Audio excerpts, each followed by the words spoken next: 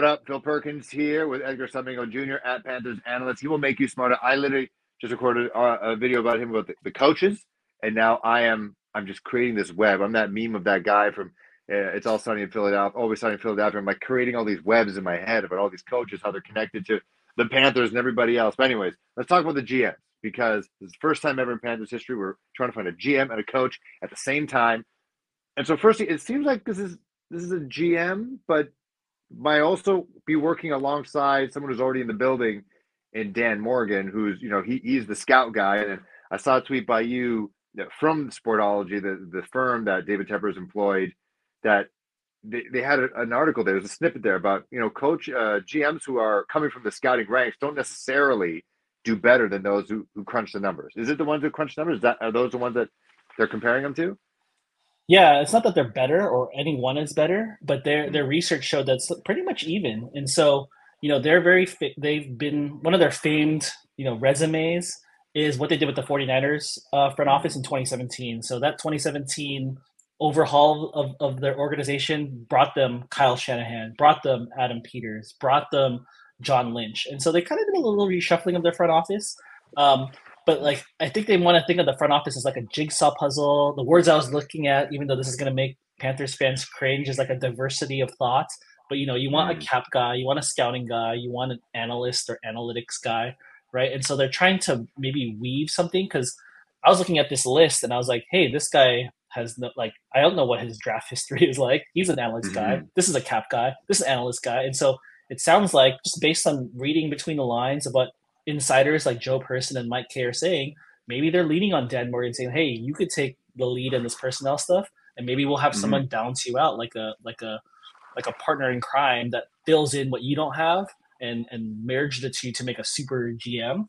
Another thing that was interesting, Mm. and this goes in line with the Mike Ford sportsology that you're talking about, was Joe Person dropped a little nugget. I don't know if it was last night's or this morning's article, Yes. but he said they might be looking at a senior VP of football operations, and he specifically pointed out someone named Don Aponte, who used to be with the Jets but Mm. now works for the NFL, as a possible Mm. a person, not guy, a possible female to be the football operations person that would sit Tepper out of the football side, and she would be the Mm. one that oversees the GM, the whole front office, and so that gave me hope that maybe because I know we're also frustrated with like I don't think we're frustrated that Dave Tepper's trying. I think we're frustrated that the decisions he's making aren't working.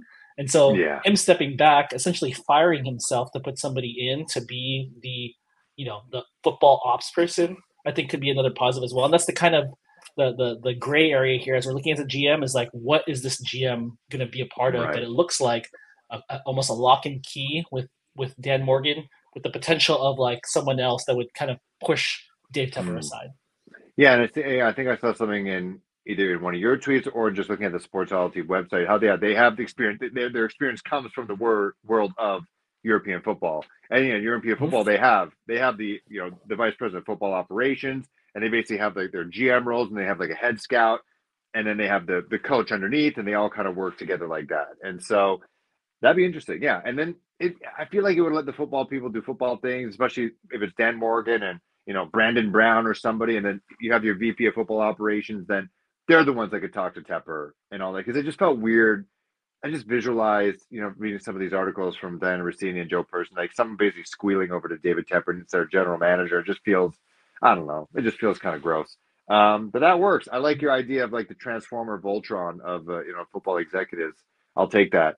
So there's a couple guys that stick out mainly because he's already brought them up. So I feel like because they're the beat reporters, they have some knowledge that Joe Person talked about Chiefs Vice President of Football Operations. So again, this is not like a GM, but Brent Tillis, he's a guy that they've requested an interview with, and I feel like I'm just keeping that name underlined just because that's someone that he mentioned off quickly. But I like the teams that these people are associated with. Maybe not the Giants, but they did have a bit of a resurgence last year, and they've been playing better football. But Chiefs, Eagles. Hate to say it, but sometimes the Saints are always at least competitive. The Ravens with Nick Mateo, and the Colts have been doing good things, especially with a rookie head coach, and the Raiders as well with their interim GM Champ Kelly. So he made a bit of an impression as well. But are there some guys out there that you gravitate towards? Like I like the guy, kind of this guy's jib.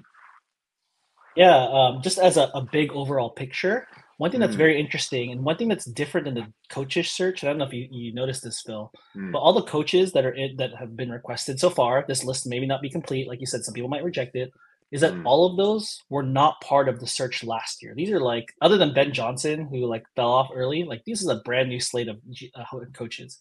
On the GM side, there are a few people that interviewed the last time: Nick mm. Mateo, Champ Kelly, Brad Tillis. And so like that makes me, it piques my interest. Ben Johnson again as a returner. Though like to call someone back again, to be like, hey, you were good. We have another opening. I'm gonna call you back again. Like Mm. it's just a bookmark. And so like Brant Tillis, like you mentioned from the Chiefs, Champ Kelly at the time was with the Bears, but he was the Raiders last year, and Nick Mateo from the Ravens. So those three, like you're underlining Tillis, I'll underline those other two because hey, Hmm. you must be really like if I'm going to bring you back for a second year in a row, or not Yeah. second year, a second time, years Right. after. So those are the ones that like that speak out to me. One thing I mentioned on Twitter is that this group of people, or the majority of them, are not the visible front office people. They're not Right. the They don't go to the ones. podium. Yeah. Yeah, they're going to the podium. The majority of them are not the ones that are in the like doing the scouting, so that we don't know like what their draft history would be, or like, hey, Hmm. are they going to take credit for like that draft class? Maybe not. But I will say that they're well regarded for what they do, even though it's not the ones that we see as fans. And so Right. Kai Harley from the Saints, even though they kicked the can and their salary cap is like, I don't know, they're under What three is it? hundred million Not real. dollars in the cap. Yeah. But like they've been, like you said, they've been competitive for so long, and they're able to maneuver around the cap, and so he's very well respected. People thought about Sean Payton might have brought him on to the Broncos last year, but just as a whole, like I think of him, I think of Brant Tillis again as someone that they brought Hmm. back, and even the guy from the intriguing one to me is the guy from the Philadelphia Eagles, Alec Halaby, Mm. Hmm. Harvard grad. And he's almost like entirely on the analytics side, It's just like, dude, Mm. like this guy is interesting because you're gonna put this guy in the Yeah. GM who's never been in the draft room, never done a scouting report, maybe, but like to be the GM, and so like those are it's less about him in particular, but like just what kind of Frankenstein are they putting together in the front office? Like Yeah. that's just interesting to me. Yeah, talking about being a fly in the wall, him and Dan Morgan, who obviously we know is his playing days, and I'm sure he's picked up some Mhm. analytical jargon as well. But to Mhm. see them work together, yeah, I'd be interested to see, what this Panthers draft confidential could look like in the war room. And do we know if Dan Morgan is being retained? Is he sticking around? It hasn't been official from like say the Panthers, but like it's from the beat writers. I know I keep referring to Joe Person and Mike Hmm. Kay. Keep saying that he's going to play a big role this offseason, so there's an implication that he'd be retained. Yeah, Adrian Wilson, who's been in charge of yeah. pro personnel, haven't heard much from him. Like I'm assuming he's being retained, and so those two together, former players, one a former linebacker, one a Mm, former safety, a intelligent players beast. when they Yeah. were yeah they were beasts. They were strong. We probably can't arm wrestle them, right? They're GMs that you can't Hmm. arm wrestle, but like if you have those two in the building, like these alphas, like they're the captains of their defenses of like high performing defenses. Like why Mm, not put them with a nerd or like a human computer and like yep. make magic? And so I believe again we're reading tea leaves here. We're reading between the lines. Like those two got personnel and scouting covered. Maybe they're the ones Hmm. who are in charge of drafting and free agents and everything, but they need someone to like balance them out. I think that's something that a consulting firm like Sportsology would help kind of consult them on. It's like, hey, Mm. you have a little overage in this area. You're kind of Right. missing this very You're important component. compensating. Yeah, you got to work Yeah. something out So here. I could see that. Oh, by the way, right before we jumped on, I saw a tweet. I forgot who it was from, but Mm. somebody from the Raiders or in the Raiders beat said that they're really the interest in Champ Kelly is real. He's Yes, I saw that. obviously or he's been a scout. He grew up in the scouting ranks, so he would be another scout to pair with Adrian Wilson and Dan Morgan. But I did see that like he's another person that based it off a beat reporter, but could Mm. be of Yes, strong Vincent interest to the Panthers. Bonsignore. He's like, I'm hearing the Panthers' interest in Champ Kelly as their next general manager is real. Makes sense. This is Mike Casey. Makes sense. Kelly's interim run has looked pretty impressive. He's also worked with multiple teams and GMs, but he's a scout guy, right? So you got potentially like Okay. three scouty type guys. So that'd be interesting. Chargers are crazy. I'm just reading a bunch of Mike K tweets. He's great. But And yeah, and I again, don't we know. I mentioned think this could be he interesting. was interviewed a few years ago, so they brought him back. So Mm, they have to be interested if you're gonna, go back the well to someone that you interviewed the last time. This is gonna be such an intense off season. I have a weird feeling. Yeah, I have a yeah, getting the nerd guy. So does the nerd guy is he like the tiebreaker? Like let's say Adrian Wilson and Dan Morgan love two receivers. They love I don't know, Xavier Worthy and Troy Franklin. And then does the Harvard guy or whoever the analytics person come in like, you know what, their yak isn't great compared to their separation. Like, is that what they're there for? Are they the tiebreaker guy or girl? Yeah, I mean, like the other thing is the other missing component here is what's Mm, Samir Suleiman doing? He's been the cap yeah. guy, he's been the business guy, he's been the contracts guy. Like, does he stick around? He's been Mm, trusted a trusted person for Dave Tepper since the Pittsburgh Steelers days, and so if he comes yeah. on, like, you have a cap guy, personnel guy, scouting Mm, guy, and an analytics guy. And so the four of them figure out a tiebreaker. I'm just as confused as you. I would like to be a yeah. fly on the wall, and I figure out like how do they Yeah. determine who they draft. But like if just upon first impressions, if they don't get a Mm, scout, like they would trust that power.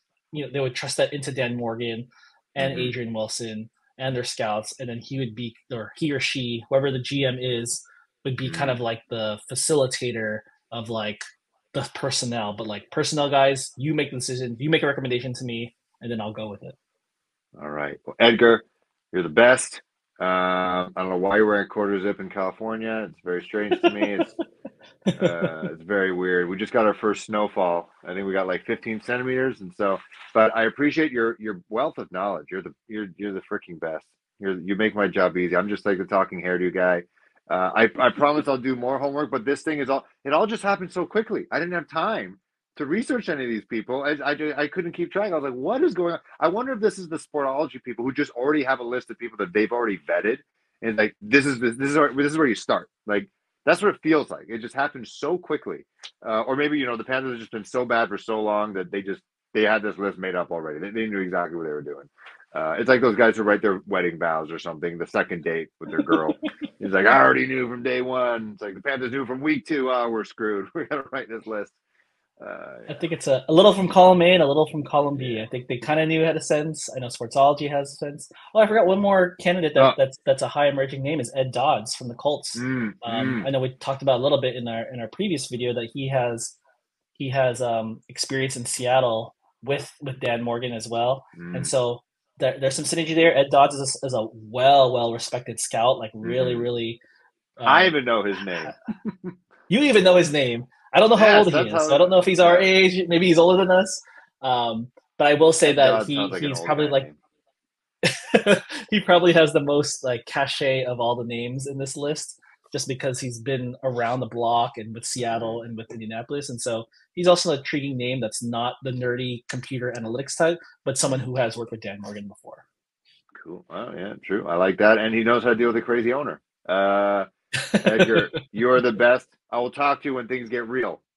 They're real now, but like when we start seeing guys at podiums and giving introductory press conferences, we'll talk and maybe some scouting as well. But yes, I appreciate you. Go be with your family. Thanks. Next time I'll wear a Bryce Young jerseys. Okay.